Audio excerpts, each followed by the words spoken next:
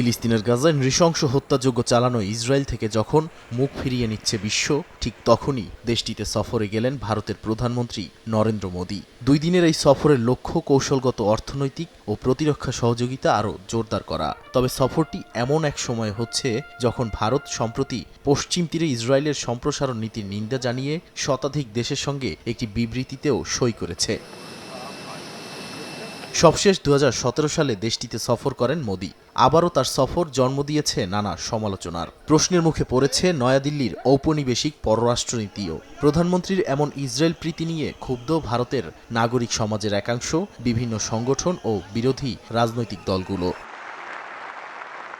ইসরায়েলে নিযুক্ত ভারতীয় রাষ্ট্রদূত জানান, কৃত্রিম বুদ্ধিমত্তা, সাইবার নিরাপত্তা ও কোয়ান্টাম প্রযুক্তি নিয়ে 2 দেশের আলোচনা চলমান রয়েছে। এছাড়া গত বছর দেশ দুটি নতুন দ্বিপাক্ষিক বিনিয়োগ চুক্তি সই করেছে। এমনকি মুক্ত বাণিজ্য চুক্তি এফটিএ নিয়েও আলোচনা চলছে। ইসরায়েল চায় ভারতীয় অবকাঠামো কোম্পানিগুলো তাদের দেশে বিনিয়োগ করুক। একই সঙ্গে বিদ্যমান নিরাপত্তা চুক্তি হালনাগাদ করার পরিকল্পনাও রয়েছে।